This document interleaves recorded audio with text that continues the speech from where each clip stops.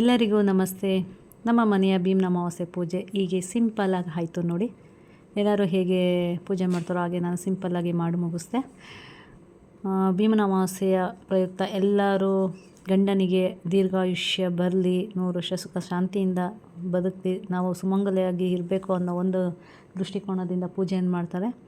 So ನಾನು ಕೆಲವೊಂದು ನಂಬಿಕೆಗಳನ್ನ ನಂಬ್ತೀನಿ. ಅತಿಯಾಗಿ ಮೂಢನಂಬಿಕೆಗಳನ್ನ ನಂಬಲಿಕ್ಕೆ ಹೋಗೋದಿಲ್ಲ.